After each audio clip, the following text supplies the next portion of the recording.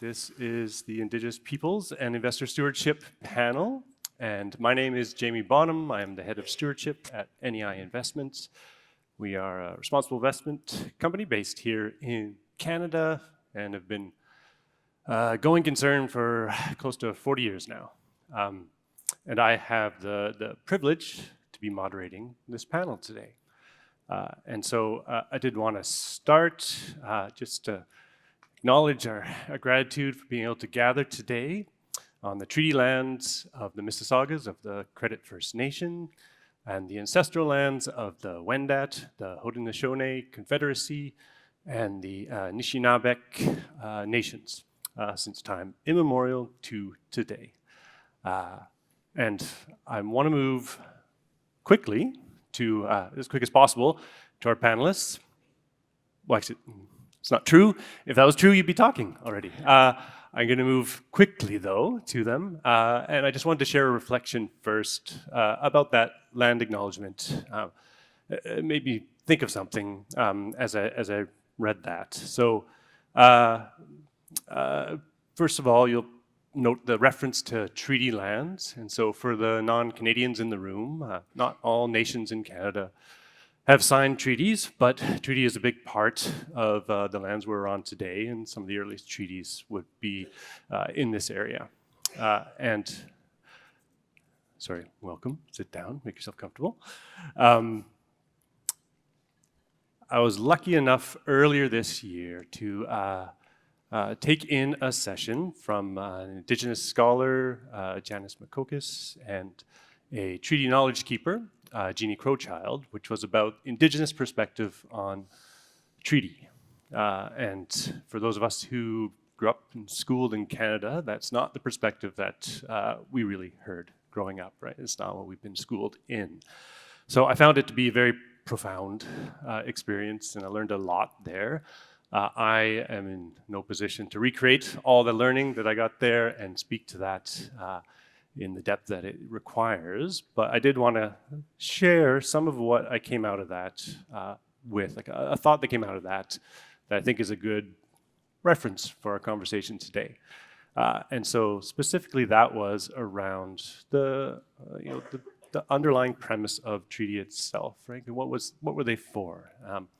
Like what was the reason for treaty? And it really was about coexistence, right? And not just coexistence, but a fruitful coexistence, right? One where we learned, both sides learned from each other, helped each other grow prosperous, and while also having the freedom to steer themselves towards their own destiny, right? It was not, it was about an alliance of nations. There was no talk of giving up sovereignty, nor any contemplation of ceding of rights or land. So it was definitively not terms of surrender. And I say that because that's kind of how I feel like we learn about treaty growing up in Canada. And it's definitely not that. And so, and I share that because after hearing this session on the Indigenous perspective on treaty and that promise that lay within that original agreement, I thought for a moment, like, what if we'd lived up to that, right? What if Canada had lived up to that treaty? Where would we be now? What is the possibilities of what we would look like? And it just gave me a feeling of just the missed opportunity that we had there, right? It was an opportunity to really develop something meaningful and strong, and I believe would be in a much better place. But that opportunity is not necessarily lost. And the reason I want to mention opportunity is because when we talk about Indigenous rights from an investor perspective, it's often through the lens of risk. And for good reason. And we are definitely going to talk about risk because it is a prominent risk to companies, to investors. Also, it's a PRI conference, and we have to use the key words. If you're playing PRI bingo, we're going to say it: risk, stewardship, materiality. We'll get that one in too. Don't worry. But it is more than risk. I want to have that planted in your mind around the opportunity of doing this right and what it could look like. And so that is really all I want to say as my intro, other than also just to lean into any opportunities you get to learn and to listen, because I think there is so much, I can speak for myself, to learn and listen on this topic. So I'm now going to hand it to the panelists to introduce themselves. In the meantime, I want to note that there is a poll in Slido that you can open up. It's in our session in the app. And so, yes, you're on. Sorry. I said I could gamely do it myself, and I just failed. And so if you can go in there and answer that, that would be great. And in the meantime, I will get our panelists to introduce ourselves. And so maybe, Kim, since I'm staring at you, I'll start with you. Fantastic. Thank you so much, and lovely to be here with everyone today.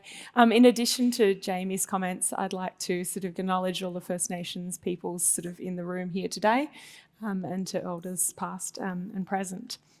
I'm Kim Farrant, and I lead HESTA's responsible investment team. HESTA is an Australian pension fund, and we have over 1 million members who work largely in health and community services.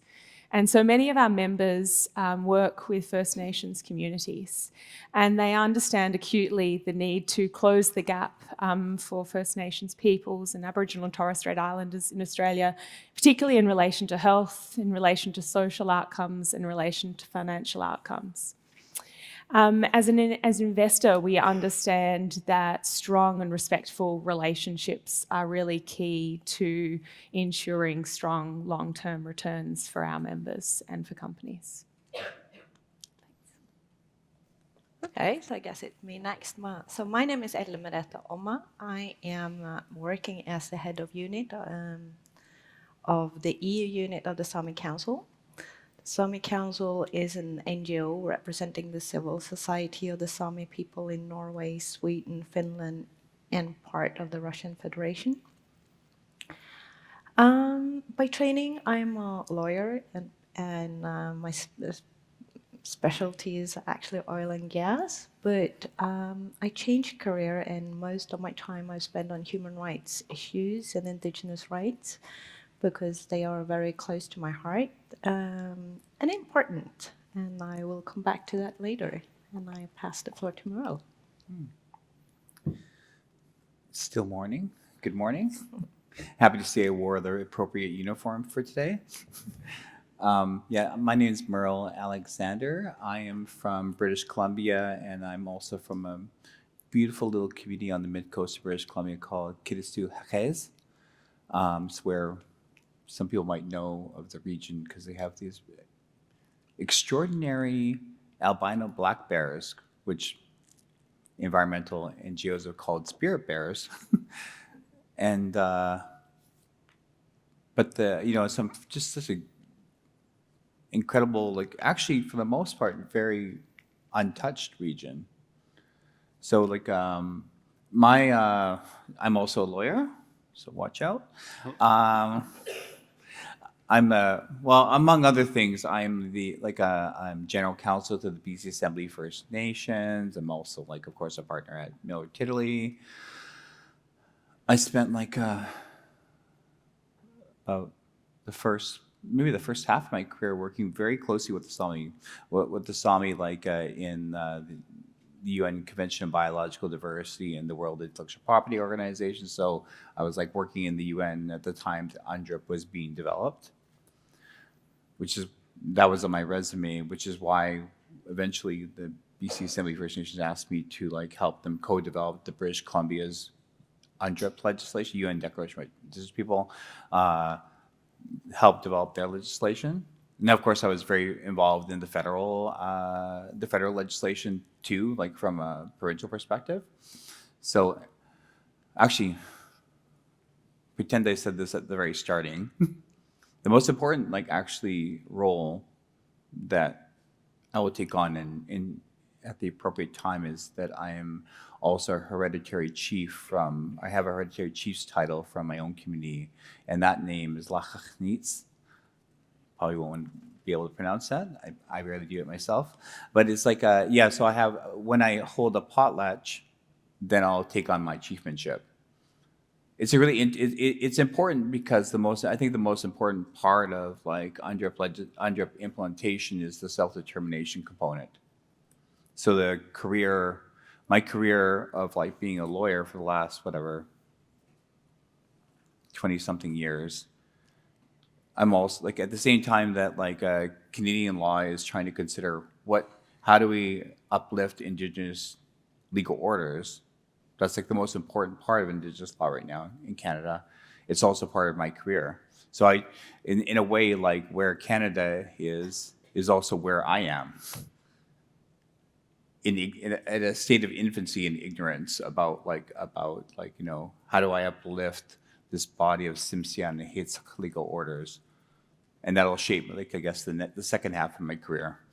So, anyways, pleasure to be with you, and let's chat. All right, thank you all. And I first just want to reference the poll results. I think you can see them. Yep. So that's good. So about half the room is taking steps to incorporate stewardship, or incorporate Indigenous rights into its stewardship activities, and about 20% looking to learn more. So I think that's a great place to be. So you're at the right place for all of that. And so Merle, I'm actually going to go right back to you. Give it the unenviable task of giving us the high-level take on what are Indigenous rights, and are these universal? Are they specific rights? How do they vary? Over to you. Oh, thanks. Such an easy question. I mean, they're sort of like by their very nature, like in the description, like they're obviously the rights of Indigenous peoples themselves. They're very specific to the country or the territory of origin. They're not universal.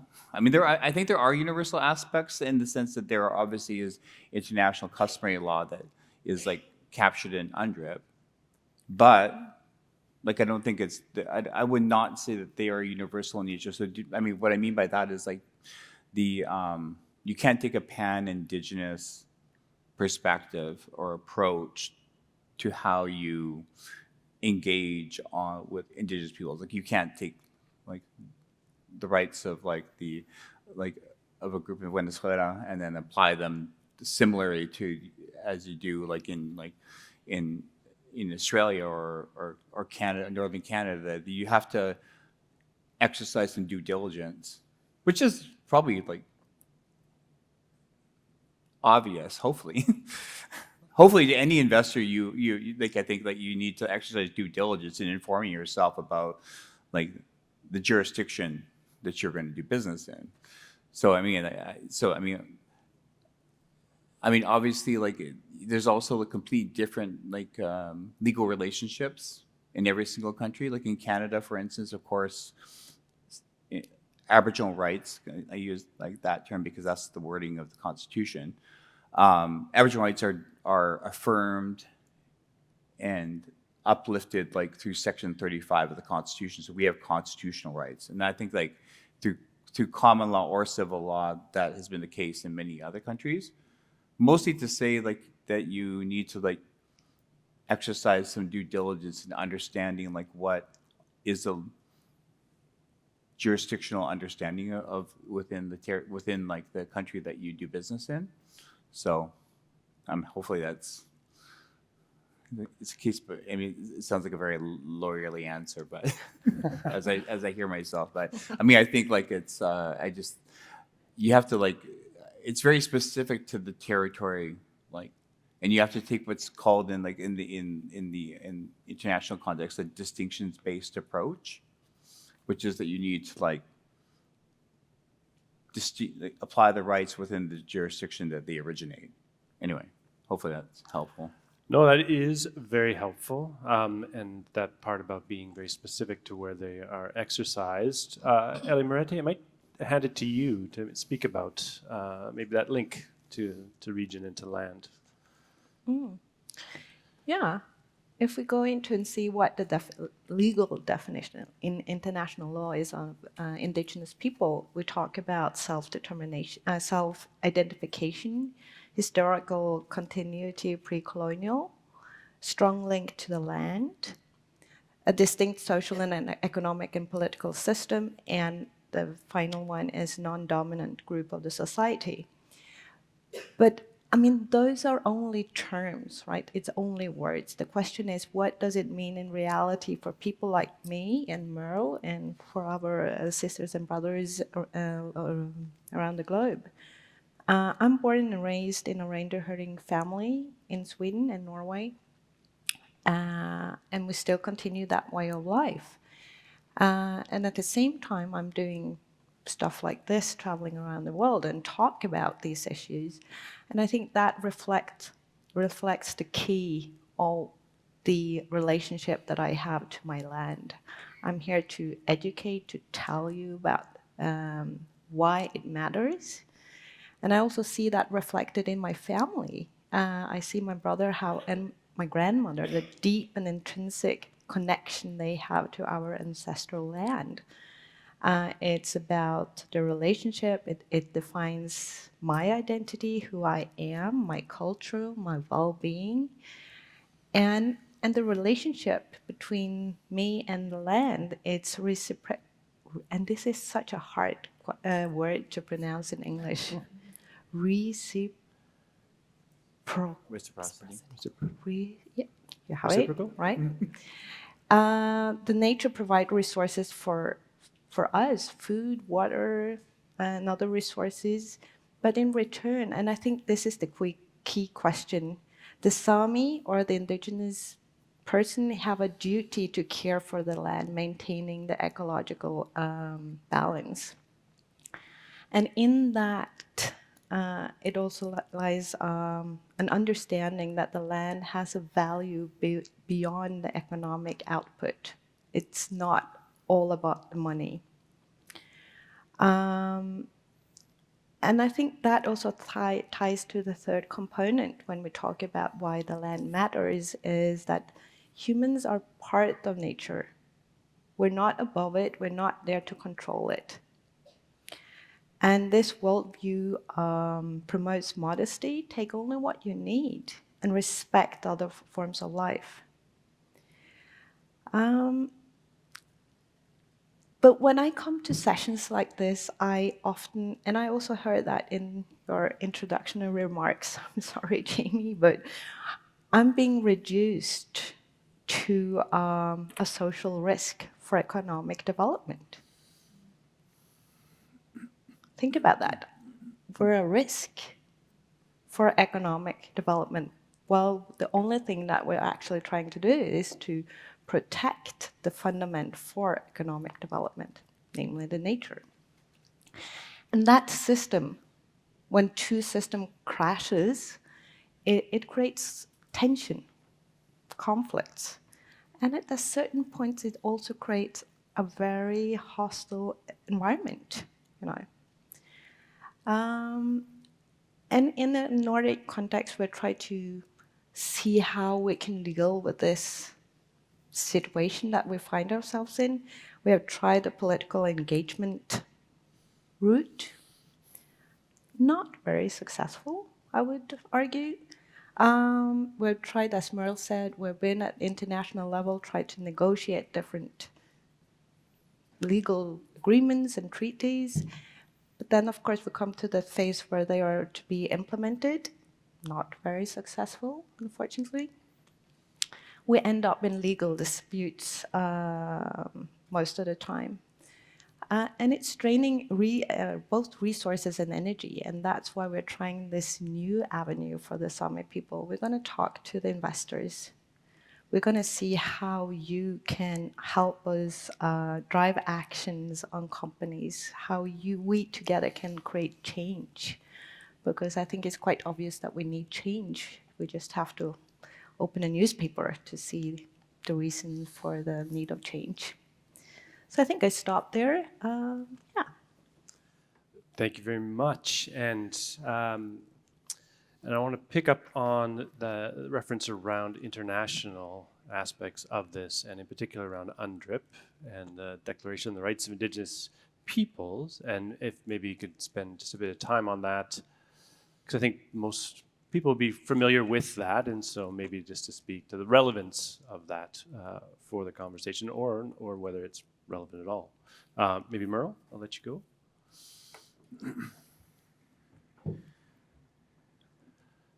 Yeah, I think it's sort of an open-ended question, like whether or not UNDRIP, UN Declaration of Rights of Indigenous People, and is the most material change in Canadian law, is like internationally also like an extraordinary material change. I mean, UNDRIP, don't be misguided. UNDRIP isn't aspirational in nature.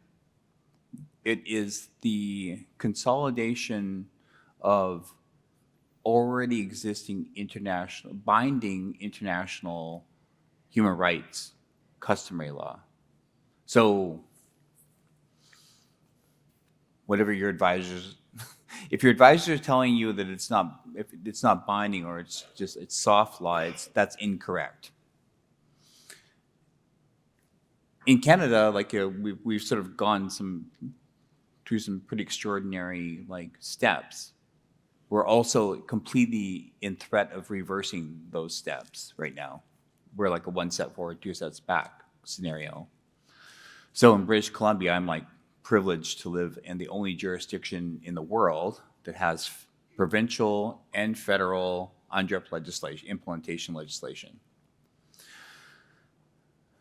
What's most extraordinary about it is that Indigenous peoples are in the co-drafting all legislation, because one of the legal requirements under the UNDRIP legislation in Canada is that it requires all BC law, and the federal legislation is all Canadian law, must be consistent with UNDRIP.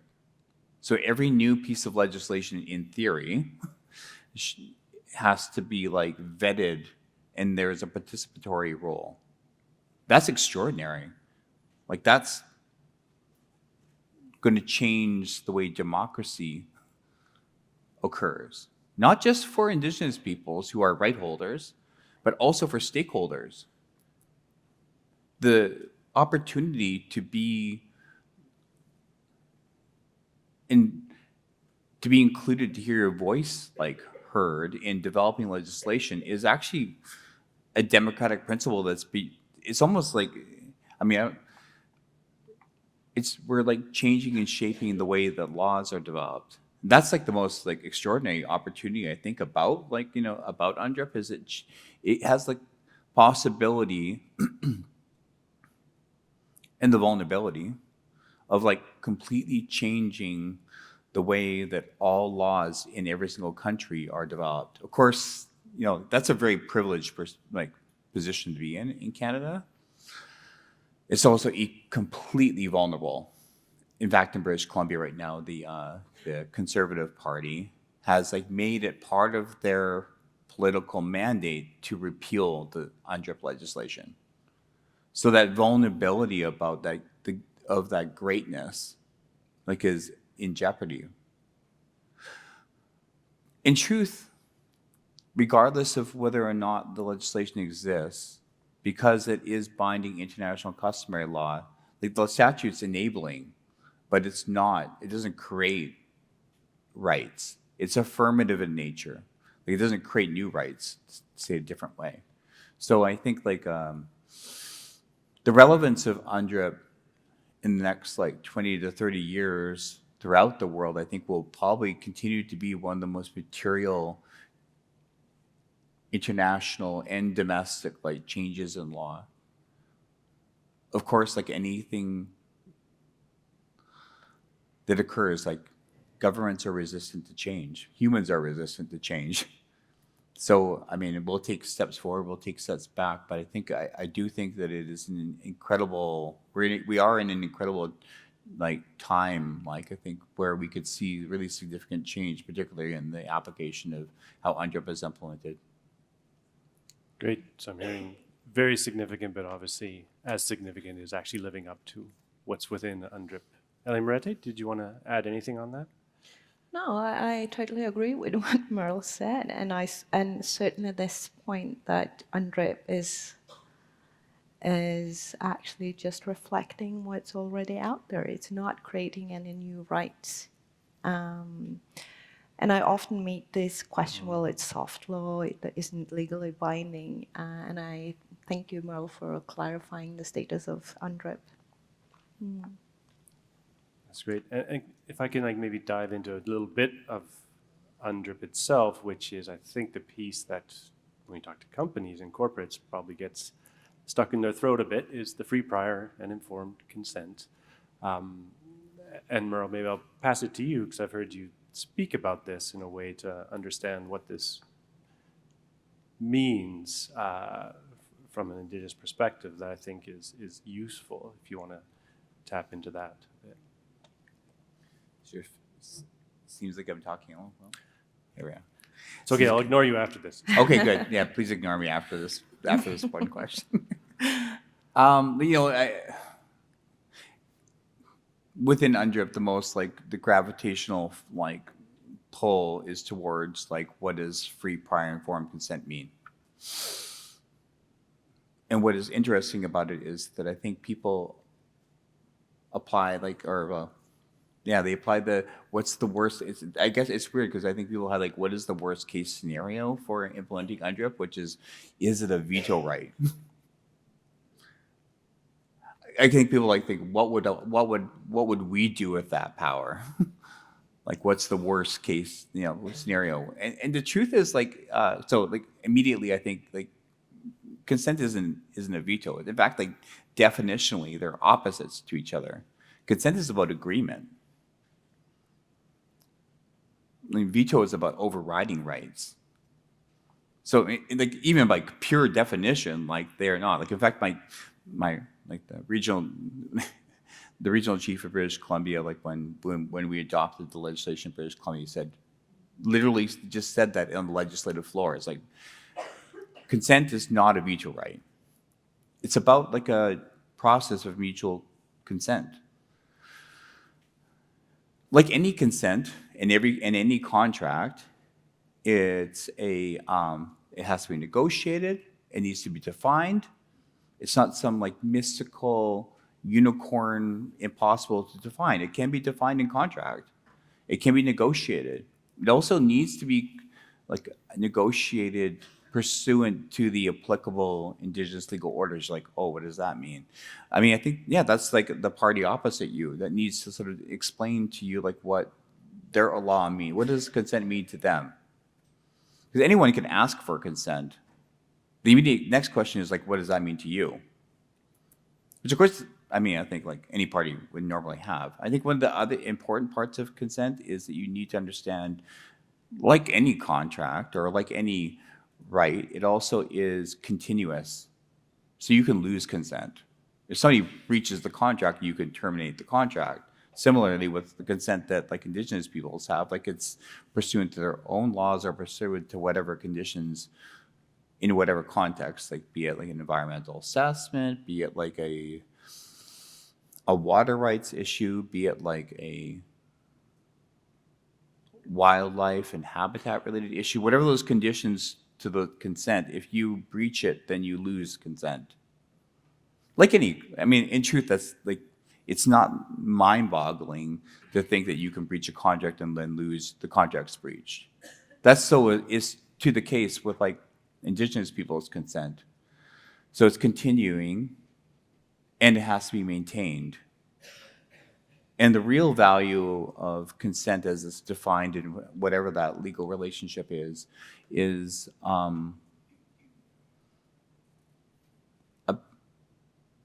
about it being a dynamic right. It's not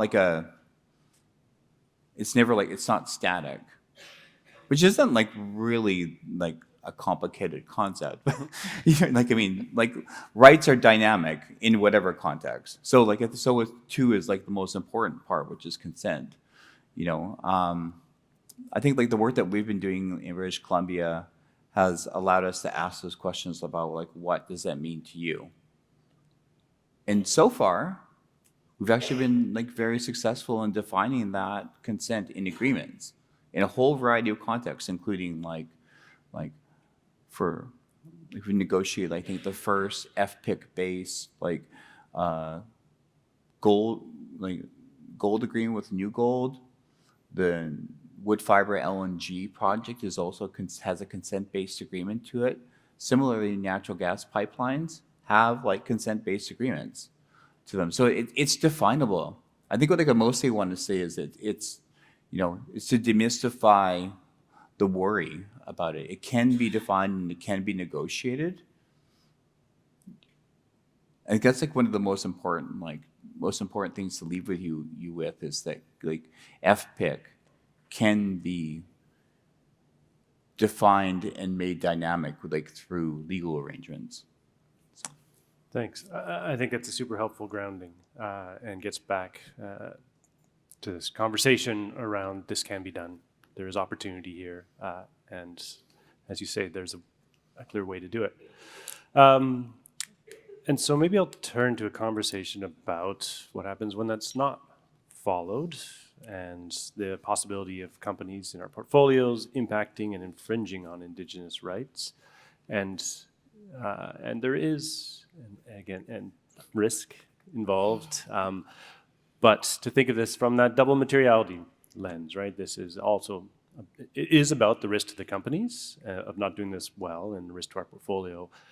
But then the risk of the companies you own impacting and infringing on Indigenous rights from that double materiality lens. And so, Ellie Moretti, maybe I'll hand it to you if you want to speak about experience for you. Yeah, and I can tie it to FPIC and to the dynamics of it, because I'm from the Nordics and speak from it from a Scandinavian perspective.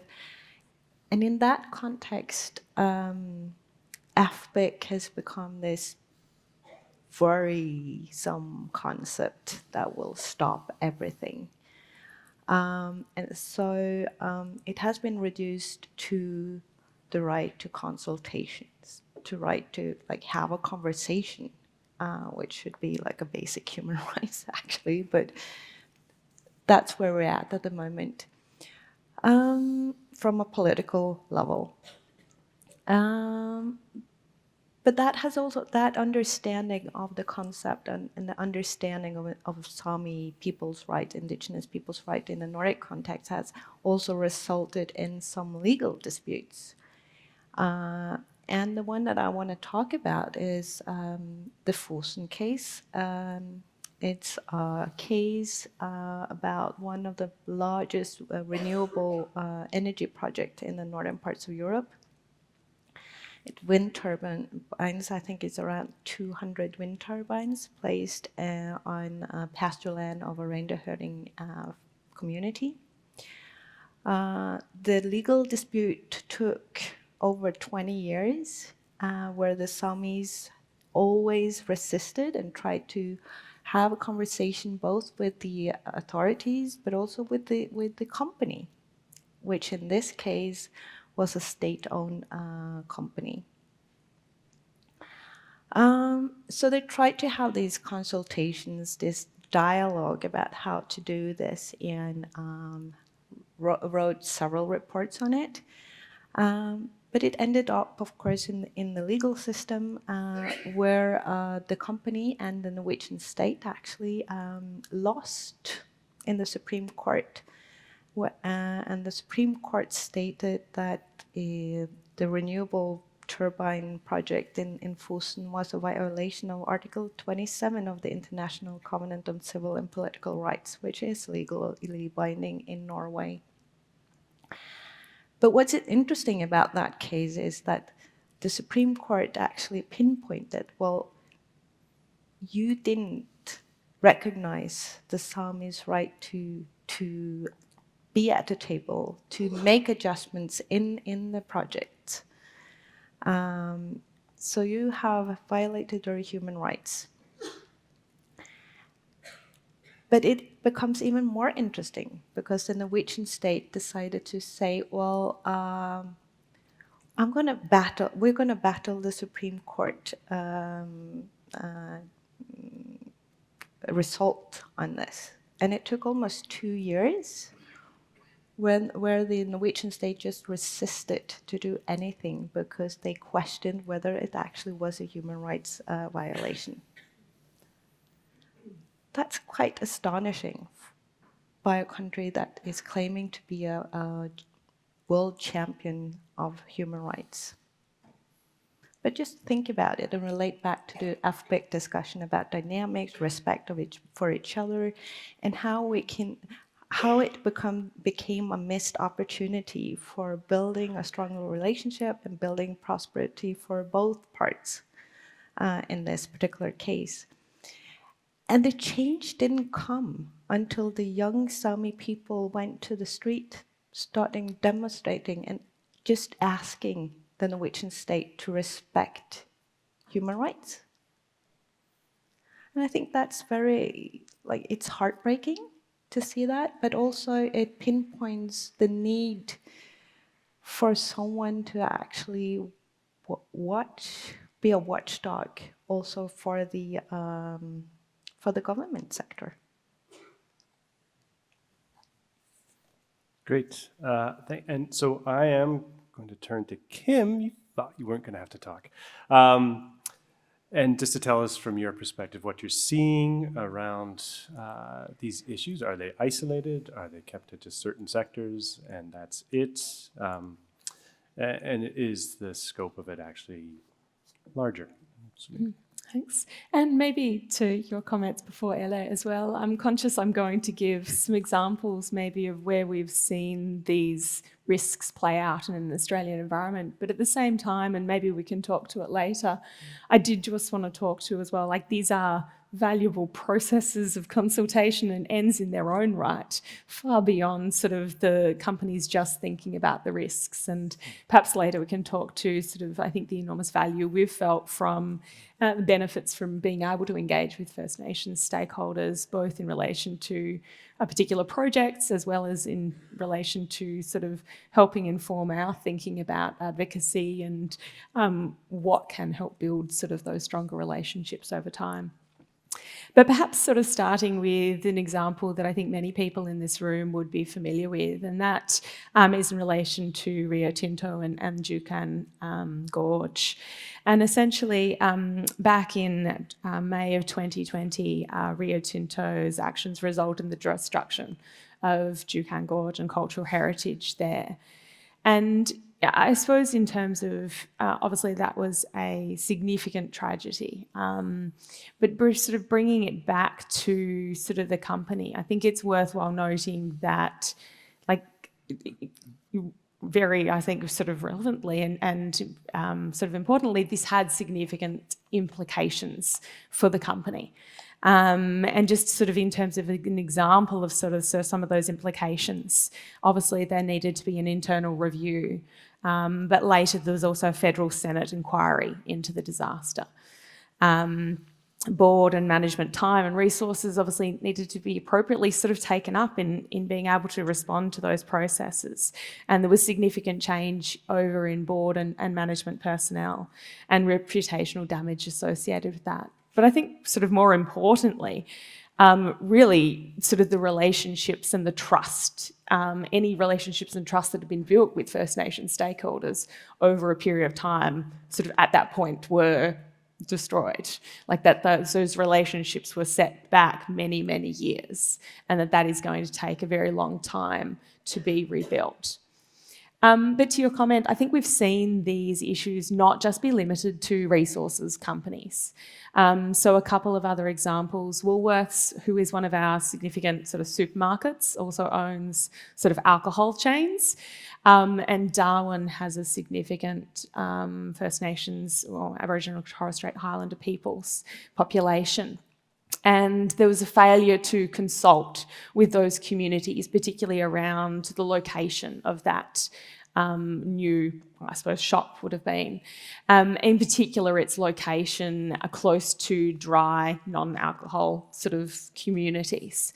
And so that then resulted sort of in their needing to go back and completely relocate the site, to go into consultation about where would be an appropriate place to to have their shops. Other examples, Telstra. So Telstra is Australia's largest telecommunications provider. Back in 2021, they were fined 50 million Australian dollars by the federal court for unconscionable conduct in the selling of mobile or essentially cell phone plans to First Nations peoples and the way that that was done. But then even just coming back to sort of that resources sector, Fortescue, a mining company, doesn't have an agreement with First Nations peoples in relation to its major Solomon Hub site. And there's been an extended legal battle, as the example that you had sort of played out. And essentially, the First Nations peoples are potentially seeking up to $500 million in compensation associated with that project. And we've seen similar things play out in relation to some of the oil and gas companies. Certainly Santos, two of its major sites, really have, I suppose, key First Nation rights sort of issues associated with them, and we've seen both of them play out in the courts. And I suppose this is really just to sort of say that when we looked further into sort of the issues with Juukan Gorge, really the challenge was that the company had failed to meet the commitments that are set out in its own policies. But actually the real challenge was that we had weak legislation and regulation in Australia in relation to these practices. And unfortunately, sort of by sort of that local recognising sort of the role of UNDRIP, there were other legal challenges that those companies could go through to still be able to pursue their projects. So really then our focus changed to be able to say, well, how can we support First Nations stakeholders in having a stronger voice sort of at the table in relation to sort of these key projects. And do you, I mean, it's a tough question, I guess, but do you feel that the market has priced this in, like whether positively or negatively, whether companies that have got the processes in place and can point to strong relationships, or the opposite? Do you feel the market is recognizing this risk? I think, I mean, I would say sort of broadly, no. I think like these issues are relevant to a broad range of companies. I think shareholders are not necessarily thinking about, I suppose, just at the most fundamental level, what this means in terms of project timelines and managing stakeholders and all of those sorts of things. But I think also it's almost as a sort of flipping back to as a shareholder, it is hard to price in the absence of an appropriate sort of legal local framework like sort of is in place in some places in Canada.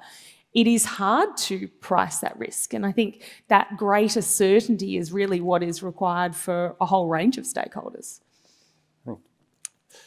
And so I want to move on to that, to speak of investors and stewardship, and I will return to you, Kim, shortly. Merle, we had talked about prior to this, you have an example, you have many examples, I'm sure, of this not working well, but in particular, you're going to mention maybe a particular pipeline in BC with the word northern in it. Can you illuminate it a little bit better for me? Yeah, no, I mean, it's easy to find like bad examples. One of like a very, we had like a tale of two pipelines in British Columbia, like the Enbridge Northern Gateway project. Is that the one you're looking for? And of course the Kinder Morgan Trans Mountain expansion project. Both companies poorly engaged First Nations right holders along the corridor. I think actually whenever you get an advisor that's telling you everything you need, you want to hear, then you have the wrong advisor. So they were poorly advised about how easy or not easy they would make their way through multi First Nations corridors, both projects. They were trying to transport diluted bitumen, which of course, as probably many people know, is like a really heavy oil product, particularly dangerous if it gets near, well, there's basically not really a science to ensuring that it actually, if it gets it near water bodies, that it actually can be cleaned up. There's only one example of a diluted bitumen like pipeline breaking like in the United States, and it went very badly. So both pipelines were similarly going, like we're trying to transport diluted bitumen. Both of them did not engage well. Both companies suffered dramatically. In fact, the Canadian government, like in this like one like very sort of like famous moment, the Trudeau like sort of his approach is sort of showing that we were going to be both like open for business and that we were also going to be environmentally responsible at an international level. He like announced that Northern Gateway the project would not be approved, but the Trans Mountain would. I mean, in the end, actually, because the government failed to consult and they actually got taken like through the courts for this, the Federal Court of Appeal. In a way, actually, both projects failed because Kinder Morgan, the American like transport company or like pipeline company, also basically abandoned the project because it had become too expensive. In fact, and so did Enbridge. Like also suffered like incredible reputational like damage. So in the end, both of those approaches completely failed. I could give you a whole bunch of other examples, but whenever you don't at least consult like with the appropriate right holders, not stakeholders, then you're almost always destined to have incredibly high risk. And also, I mean, both examples for very like we're very capable of being litigious in Canada, which contrary to probably like American opinion, but we're like we are like we're very like successful using the courts to our advantage, and in every instance, projects just consistently fail when you don't consult the appropriate and achieve actually consent with First Nations. In the end, the difference between the two projects is that Trans Mountain, of course, died, or sorry, like Northern Gateway project was, once its approvals were over, Enbridge abandoned the project. The other story was very different with Trans Mountain, that Canada bought the Kinder Morgan, like the right to build, and then of course the project like continued. But it was sort of a bit of a zombie project that was brought back to life by the federal government actually weighing in.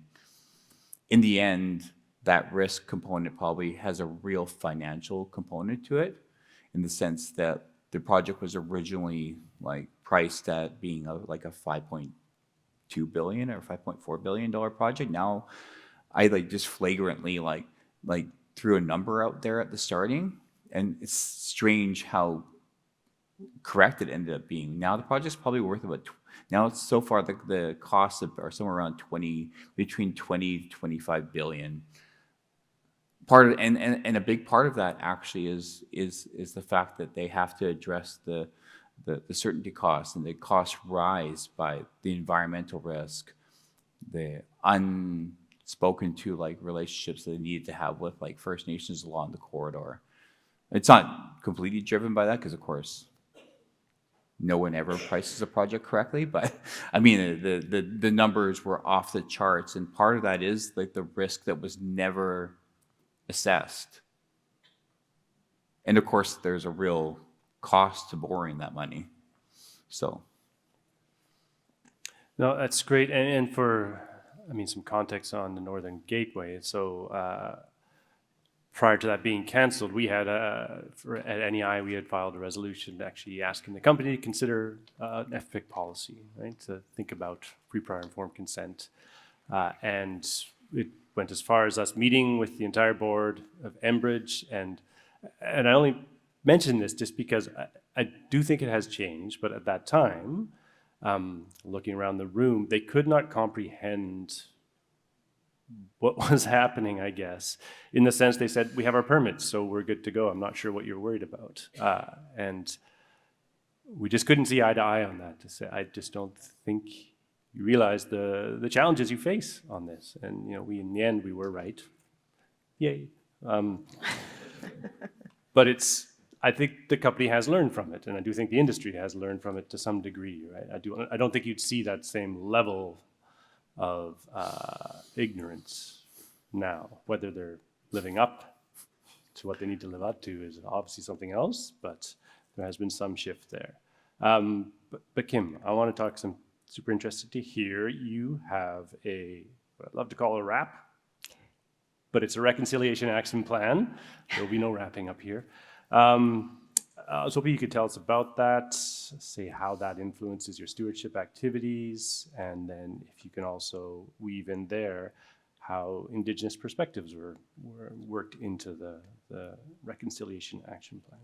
Yeah, thanks. And I think, I suppose as an investor, I just wanted to say, we feel like we still have so much to learn. This is sort of a process that we have been sort of really trying to go through and sort of lean into and learn more about, particularly sort of following sort of the issues at Juukan Gorge. But there is still such a long way to go. And really what I think we've sought to do is to integrate this into sort of take our engagement and advocacy and integrate it into a broader organisational approach. And really from that perspective, for a number of years, and even before sort of the issues at Juukan Gorge, we've had what's termed in Australia Reconciliation Action Plan. And essentially that, HESTA, as an investor, has supported what's termed the Uluru Statement of the Heart, which calls for a recognition of Aboriginal and Torres Strait Islander peoples through a constitutionally enshrined voice to Parliament. And I suppose we were quite vocal around sort of that need for a constitutionally enshrined voice to Parliament. And really that belief that we believe that reconciliation is essential in helping our members and really all communities across Australia to look forward to sort of a fair and healthy community. So really we sought through that reconciliation action plan to bring together the work that we do as investors from both an engagement and advocacy perspective, with also the things that we do as a membership-based organisation, particularly with 1 million members working in health and community services. A lot of our employers are Aboriginal and Torres Strait Islander health organisations, really seeking to serve those communities in terms of their health outcomes as well. And so we've really tried to bring all of those things together as part of a broader approach. I maybe move to Ellie Moretti to speak to, you mentioned right in the opening around speaking to investors, and that this is a relatively new angle for you. Because I want to open that up, and then we'll talk to the other panelists as well around what is the role for investors here around engaging deeper on these issues. And but maybe I'll let you start. Yeah. Well, this is a new avenue for us, so we're trying to explore ways and means and how to collaborate closer with investors. But I start by saying that the Sami people are being inspired by the Canadian cases where they use the court system to their benefit, and I think that's where we're at the moment. I also would like to say that it's a high and growing overlap between extractives and Indigenous land, and that is also true for the Nordics. And the third point that I want to make is, despite that the Nordics often define themselves internationally, as I said, as champions of human rights, I think the Nordic legal system are not equipped to tackle the fact that the Sami are starting to demanding our rights to be respected also in practice. And the Fosen case that I talked about earlier illustrates that. And I think that risk is under-communicated to the investors. So I think we need to explore that a little bit more, what it actually means for you, but also for us, because it is taking resources from our communities to go into these legal battles. And I hope that, or my intention is at least that investors can help us to push the companies to actually make sure that we are financially equipped to take part in these discussions, to understand what the projects are really about, so we can inform how these projects can be shaped, designed, tweaked a little bit, so they can also meet our demands and our hopes and dreams for prosperity. And I attended the panel before this session, and I just want to copy paste one of the recommendations that was said there. I think investors should actually come and visit us. Come and see for yourself what's going on, because I doubt that all the companies that you are making your investments in are telling you the truth. I think it's worthwhile to come and talk to us and see how you can engage with the civil society, not only the Indigenous communities, but all other stakeholders in the same areas, because there's not one voice out there, which sometimes it seems that the companies are communicating to the investor world. And I also want to flag for another thing that we are seeing among many of the right holders, that is that the companies are pushing for agreements, and the text in the agreements are not open, they are not transparent. But what is common for all the agreement is that the Sami communities will waive their rights to pursue legal actions. And I think that is very problematic from several reasons, because if no one can review the agreements, what's in there, and you lost your opportunity to fight for your rights in the legal system, you are eventually becoming the loser. So I think that's my recommendation for now. But as Jamie said, we're in a phase where we're exploring this and see what can be done and how we can shape it. Thank you. Merle, do you have a take on that? I'm thinking of maybe the context of BC, where there's a number of nations and there's capacity issues and there's so much development happening. What's the role? What would an investor do to engage on this issue, and what does that role look like?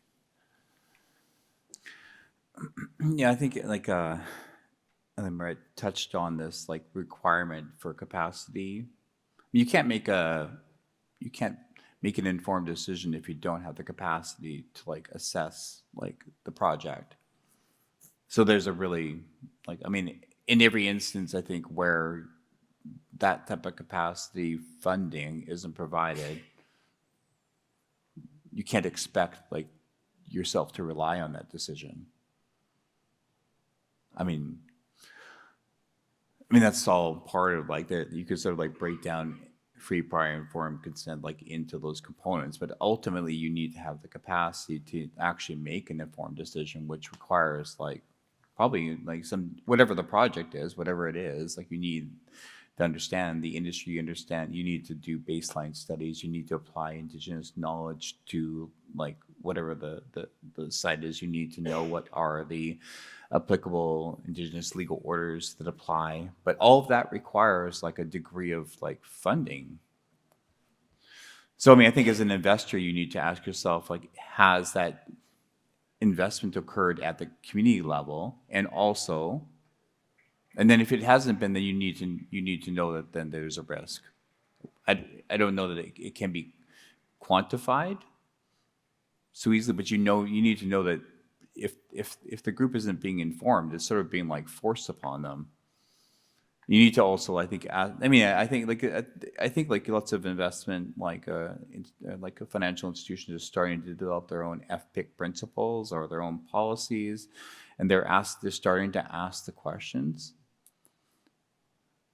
But I think if you want your investment to be sound, you need to you need to invest in that due diligence yourself. I mean, is that the role for the individual investor? Probably not.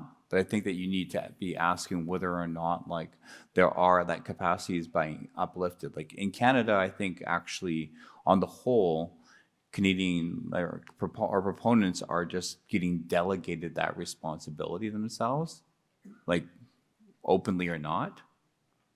We might be sort of seeing a shift in law in that, like in that, because the courts have said very clearly that proponents don't owe a duty to consult. It's the government that owes that obligation. But it's being like openly or directly or indirectly just being delegated. Because government's asking like, oh, what's your relationship like with the affected Indigenous peoples? And that's relevant to whether or not you get the next permit. So it's like very indirectly being delegated to the proponent themselves. I mean, I think the importance of it is really that you need to be asking those questions. You need to be exercising the due diligence about whether or not, like, what's the relationship between the affected Indigenous people? One, are there affected Indigenous people? Who are they, and what's your relationship to them? I guess the next question is like, did you provide capacity funding, and is there an agreement in place? Because then that would answer, have you achieved consent? So, I mean, I think there's, the only thing the most important takeaway is that due diligence component. That's great. So there are, I'm going to blame the moderator, but he didn't point out that there's questions you can enter on Slido. Turns out you're ahead of me. They're all in there. You're voting them up. That's great. And we already started answering some of them, actually. And I was going to ask that particular question on what should an investor ask? Like, what's the few things that should be on their like lips as they're meeting a company around what do you need to know to get some assurance on that? And so we started to touch on that. There is a question in here, maybe I'll put to Kim to start with, of how to identify which companies to engage with about Indigenous rights.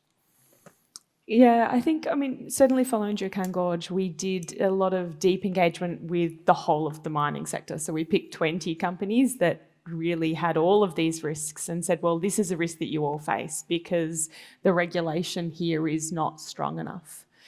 I think beyond that, I think we sort of note that really any company that has significant First Nations either customers, is located sort of in a sort of, I suppose a location that where there are significant First Nations communities, like any of those companies should be thinking about these things. And as an investor, like our role is, like, we want to know that companies are engaging appropriately. Sort of with these groups. And that can be very hard to see from the outside sometimes. So our role is to sort of amplify those voices. We were conscious that sort of if things are going well, essentially we don't need to necessarily be at those tables, but we know that things don't necessarily sort of go well. We've seen sort of more sort of bad examples than we have good.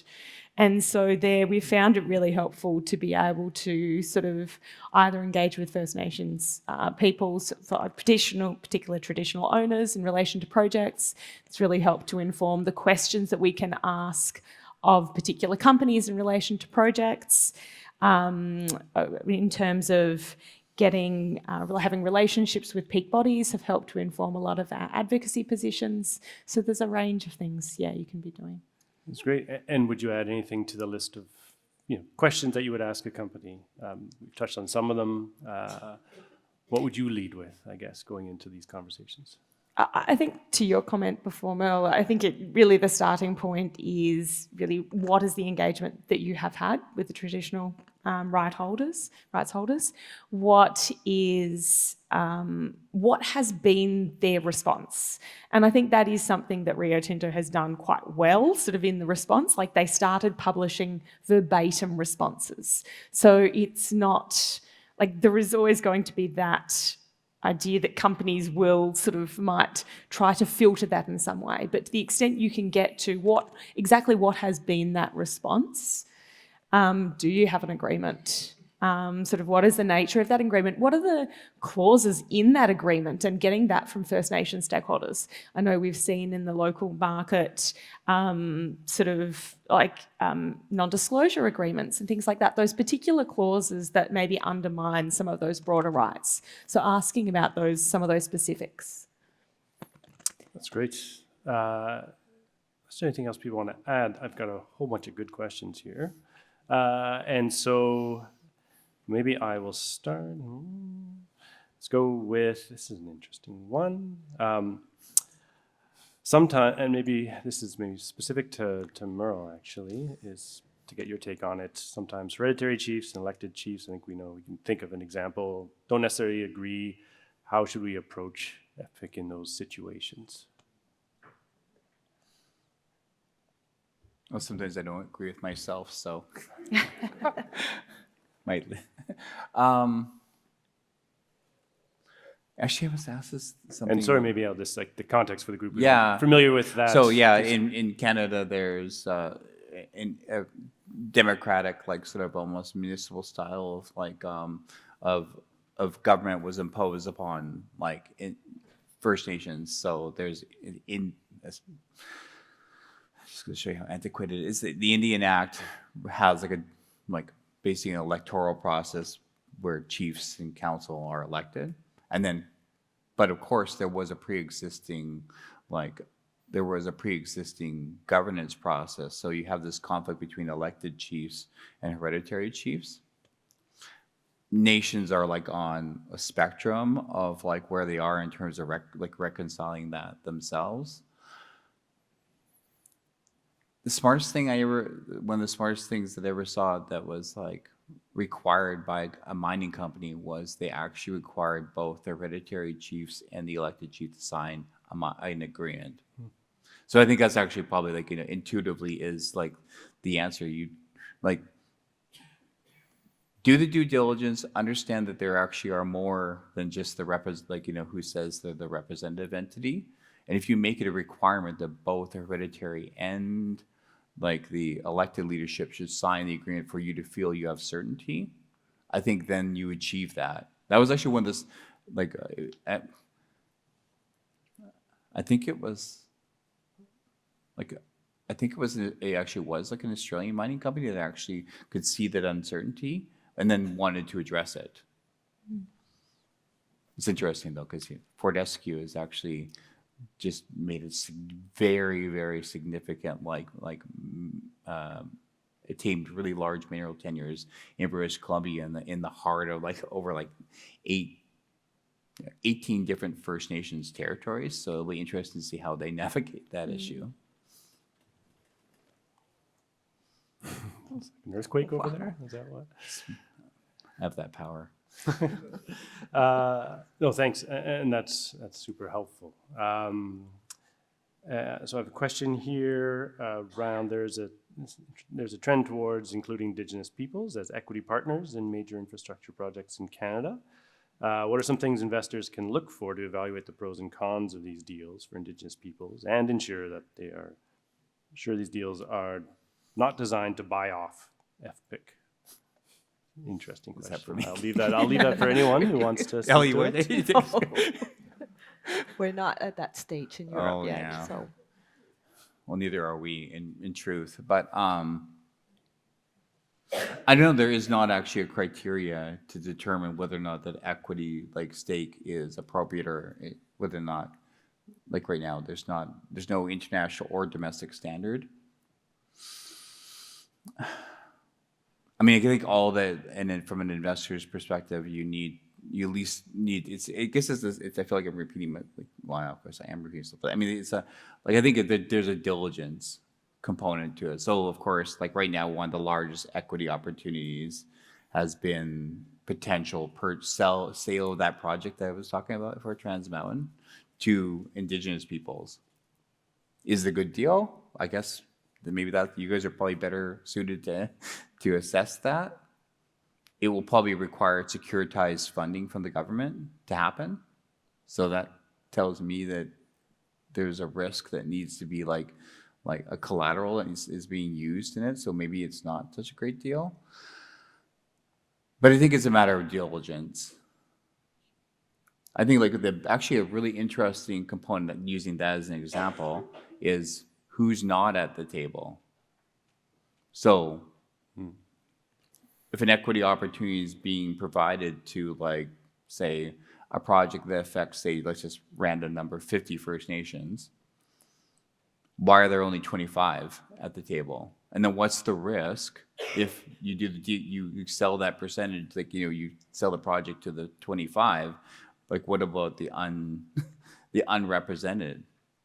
Like that's actually like an interesting like query, which I think investors have to ask themselves: is everyone at the table?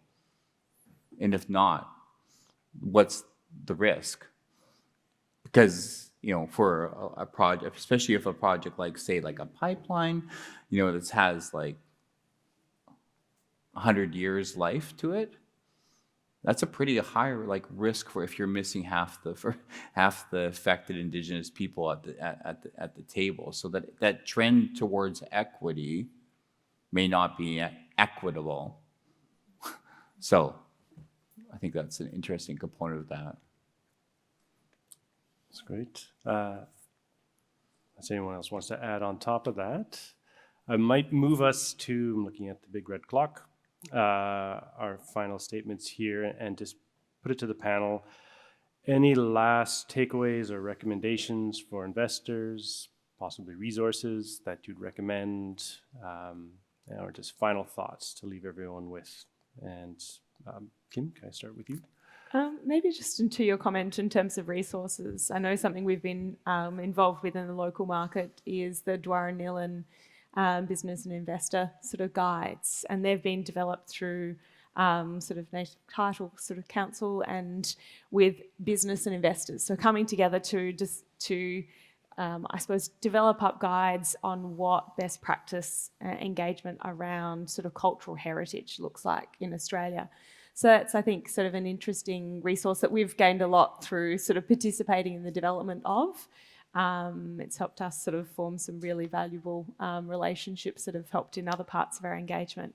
But I think just to sort of really consider our role as investors, recognise sort of that sort of those relationships take sort of a long time to sort of build up, and that trust is so important, and that we need to be thinking about how we engage in a scalable way that's not impacting sort of unnecessarily sort of on resourcing and constraints and things like that. Great. And sorry, what was the resource you said at the beginning? Titerle? I'll tell you how to spell it. Dhawurangillan. Yeah, as it sounds. Elimrete, to you. Yeah, I think my final recommendation would be like, your world is a blind spot to us. We need help to understand your world. So yeah, let's build bridges. Final word, eh? I mean, I think there is a real value in potentially creating like funds that assess that insure capacity. And actually the investment in such of like idea could significantly change like rates of interest. So there's sort of like indirectly like ideas around that, like in British Columbia, like we have with some funds like that where First Nations determine whether or not they're going to like buy equity or they're going to develop certain types of like economic development opportunities, and they have like a whole like list of criteria. So far, like those funds have mostly been funded partially by foundations and then partially by government. But I think the value of that is it actually decreases the risk, because there's been a vetting process within that fund that provides like the capacity to make informed decisions.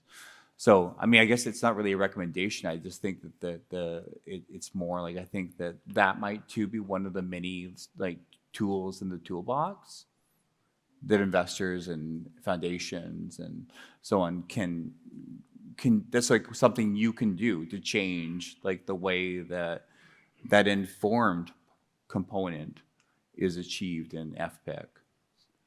And I think there's been lots, I'm sure that that's not the only isolated example of it, but what it does is give the ability for you to make that informed decision, which is like as important to Indigenous peoples as it is to any government.